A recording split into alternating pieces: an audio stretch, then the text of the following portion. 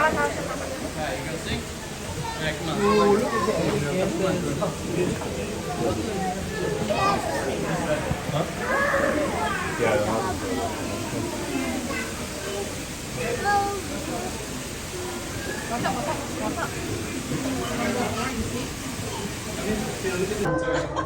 so you don't want to keep singing? He's like looking for somebody going.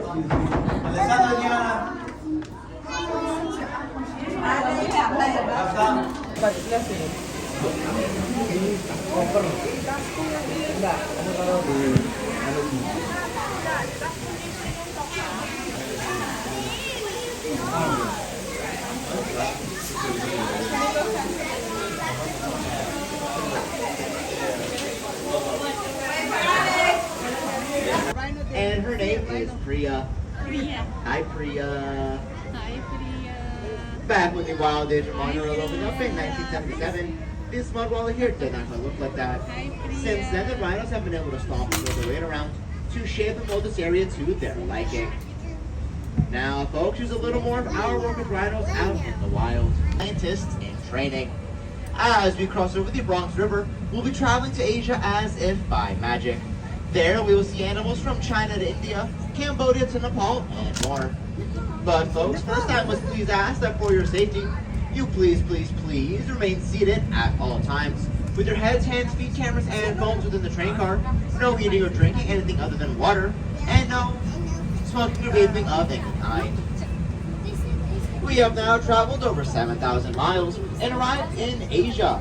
Here in this first area, what we call our Kanha Meadow, we take care of up to 3 different species of deer and 1 species of antelope.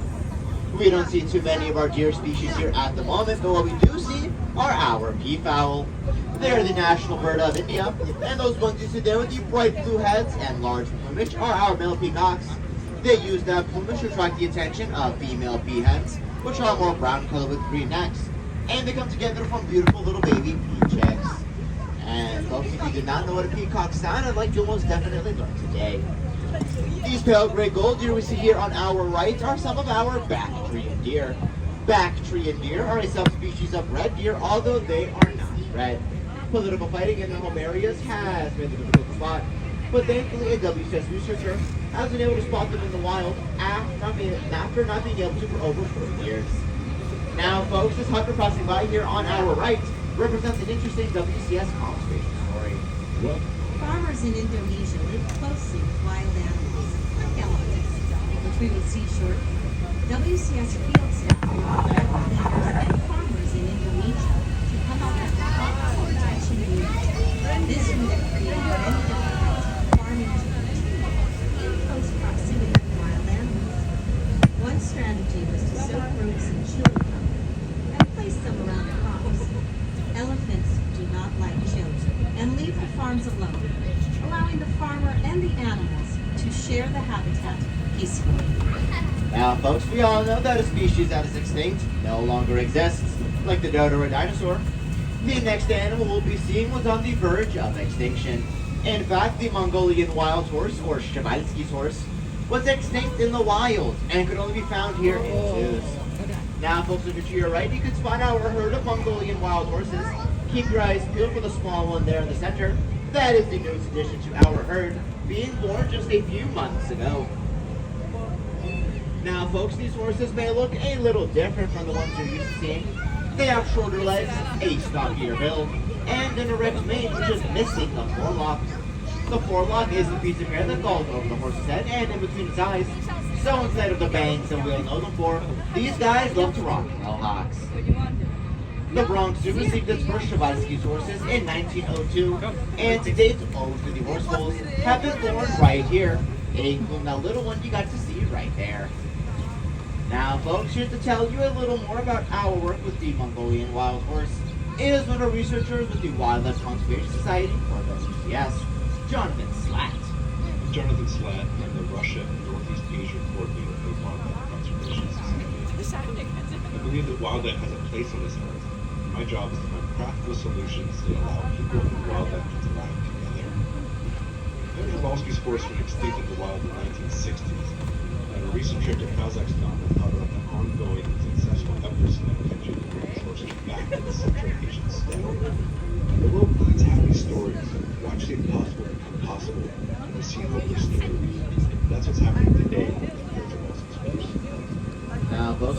note that. As you heard from Jonathan Slatt, recent conservation efforts have been able to successfully reintroduce Shavansky's horse into parts of Mongolia and China from herds in North American and Asian zoos. And folks, you may notice that we are still in Mongolian wild horse territory.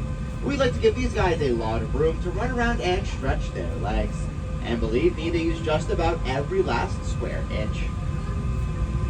Now, as we're saying goodbye to our horsey friends and climb up this hill, we will soon be entering our next area, where we will be on the lookout for a very large cow-like species called the Gaur. It's a pretty fun one to say, honestly, Gaur. Now, folks, as we enter Gaur territory here on our right, we will not be able to see them at the start, but as we circle around to the other end of their meadow, we'll be sure to get a much better look at them. Look at that. Gaur are the largest wild cattle species, coming in at around 2,000 pounds, almost as much as a small car. They stand at around 6 feet tall and around 10 feet long. So you can imagine they're pretty darn big. With their impressive size and horns, a male Gaur can defend against just about any predator, even a tiger.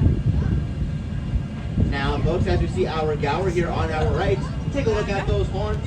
You will see that a lot of them are curved inwards. That is because we have a primarily female herd with us today. The horns on a female Gaur will curve in and point towards the tops of their heads, while the horns on a male Gaur will point straight up toward the sky. Now, folks, here to tell you a little more about our Gaur is one of our keepers here at the zoo, Dave. Be sure to say hi. Hi, I'm Dave. Hi, Dave. I'm an animal keeper here at Wild Asia. When the Bronx Zoo received 2 female and 1 male Gaur from the San Diego Zoo, it took a couple of introductions before all the animals were comfortable. But after a little bit of time, the 3 new animals fully integrated into the herd, and we have the family that you see today.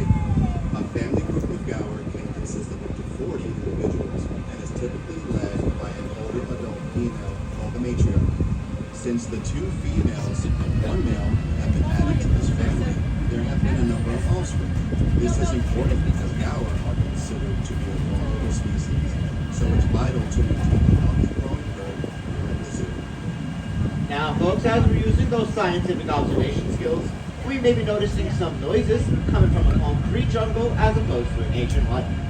It is easy to forget that the Bronx Zoo sits at the heart of an urban environment, and those noises you may be hearing is construction and traffic on the Bronx River Parkway. Soothing, I know. This wooden fence we see here in front of us was built there to keep our next animal comfortable and protected from the loud noises of traffic. Our tiger. A tiger's stripes provided excellent camouflage, so much so that even professional researchers out in the field can have trouble spotting them. And folks, as we enter the tiger's area, I'd like to again remind everyone to please remain seated, as this is not an area that you'd want to fall into, believe me. Now, folks, if you look here towards the center of the tiger's area, if you see this pond here in the middle, look along the rocks lining one side. Behind the rocks and between the bushes, you will spot our very sleepy male Amur tiger, Anakin. Again, folks, at this pond in the center, look at the rocks lining one side. Between the rocks and bushes, you will spot our very sleepy kitty, tiger. Tigers are solitary creatures, so you may only see them here one at a time in their area. They also hunt a variety of animals, but prefer wild pigs, medium-sized deer, and yes, don't sit down. They can gorge themselves on a fresh kill, eating up to around 40 pounds of meat at once. Just think, that's the equivalent of 160 hamburgers in one sitting. After a meal of that size, the tiger would typically not eat again for several days. And honestly, neither would I. My goodness. Now, folks, you're not right. This is the backside of that previous Gaur meadow. And although we can't see any of them from here, some of you may still be able to smell them. Smells like nature, doesn't it? And folks, just past that to our right here is the backside of that previous Kanha meadow with those deer and peafowl we saw before. Let's see if we can point out a few more of our deer friends. Folks, here to our left, there in the shade sitting next to the fence, are some of our Barasingha deer. Their antlers will have anywhere from 12 to 14 points, and that's earned them their name, as Barasingha means 12 time in Hindi. Pick up. See that? They're also known as swamp deer, as they hang around in swamps and marshlands of India, and boy do they love mud. You will sometimes see the bear single deer hanging out in this muddy pit here to our side. Speaking of the mud, the next animal that we'll be seeing blends in well with the muddy, rocky areas that it calls home. If you happen to spot a small pig with tusks coming out of its snout that point back towards its eyes, you have spotted the babirusa. The fact that those tusks look like antlers earned this pig its name, as babirusa means pig deer in the Malay language. We'll be seeing them here on our right, just past this bamboo thicket, folks, and they may be a little hard to spot, so please remain seated while on the lookout for our babirusa. The males will use those tusks to spar and establish dominance, as well as to attract mates.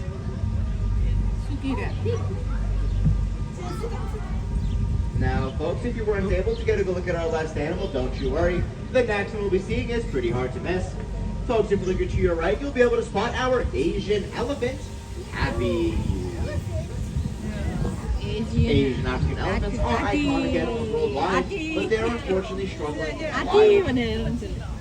Take a look at Happy struggling. Okay, everyone, please sit down. I know it's exciting to see our elephant here, but please remain seated. Happy. Take a look at Happy's trunk, if you will. You may notice that she has a small finger-like appendage at the end of it. She can use that to become small, wiggle her eyes delicately, or use all 40,000 muscles in that trunk of hers to rip off a small tree branch with immense force. Again, everyone, please remain seated. If there's too many people standing, I'll have to stop this train, and I don't want to do that. Thank you guys so much. Asian elephants can weigh up to around 10,000 pounds, and as such, you can eat a lot of vegetation. For example, the elephants here at the Bronx Zoo can eat around 200 pounds of hay and drink up to 60 gallons of water in one day. Wow. They also receive a lot of special attention, including regular baths and even pedicures. Believe me, folks, she loves to get her nails done. Now, folks, as we say goodbye to our friend Happy, we will soon be on the lookout for another large mammal. This one has skin that looks like it's armor-plated, a horn on the end of its nose, and of course talk at its hooves. You will see that they have what look like black and white zebra striped socks and striped ears to match. Now, folks, you're walking right in front of us, and to our left are some more of our brow antler deer. If you look back there in the corner, we can spot a few of our shorter, rounder hog deer. And if you notice any big, dark brown ones, those are our sandbar deer. And folks, you're to our right with those wonderful hooves of theirs are our Nilgai antelope. Be sure to compliment them on their socks. They had a very tough time picking them out this morning. And who said stripes going out of style? Now, folks, from the largest to the smallest, the deer in this next area are usually pretty hard to spot. At just 40 pounds, China's tufted deer can be pretty easy to miss. Folks, we're on the lookout for very small, dark brown deer that blend in well with the rocks, trees, and especially fallen leaves of this area. They're pretty hard to spot sometimes, even for me. Similar to the white-tailed deer of New York, these guys have white-tails and rumps, which they use to communicate to each other. When startled, the deer will raise its tail, showing a flash of light to other deer, which signifies danger, or to help a fawn follow its way. They go with large spiral horns and a big bushy beard. Those are our male markhor. The female markhor, like the one we see here on our right, will have smaller horns, and instead of a full beard, have small goat teeth. If you notice any shaggy looking goats with straight horns that curve back, those are our Himalayan tar. Now, folks, you may have been able to notice that we have a few baby goats around here in this meadow. I believe last the keepers counted, we are up to 11 of them in this meadow. So keep your eyes peeled for something tiny and adorable, and I want one. The horns of the male markhor can grow to get around 5 feet long, and can make for excellent back scratches with the belt. The markhor, also the national animal of Pakistan. Both the markhor and tar have rubber cores on the inside of their hooves, which help them to climb up rugged mountain surfaces, similar to the soles of a boot.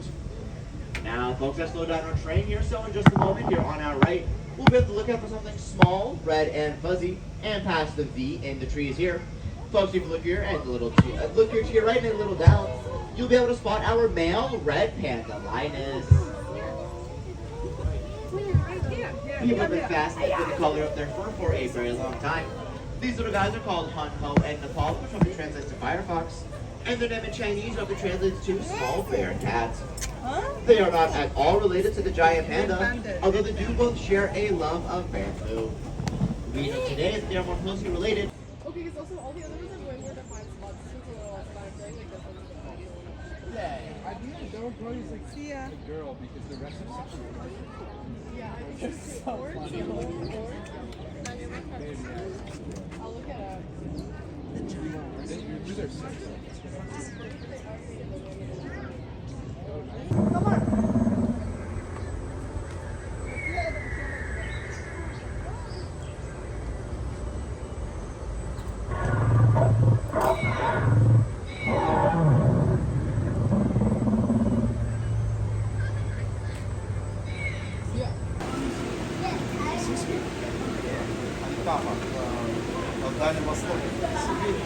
Chico, what does this really fight?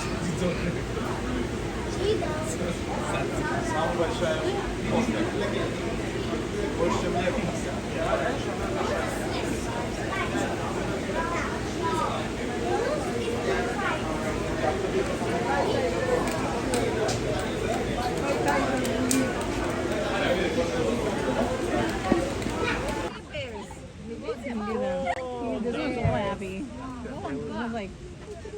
Один купается.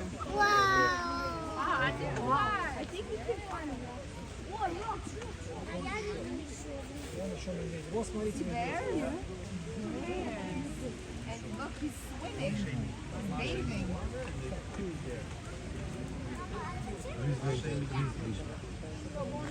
Купается.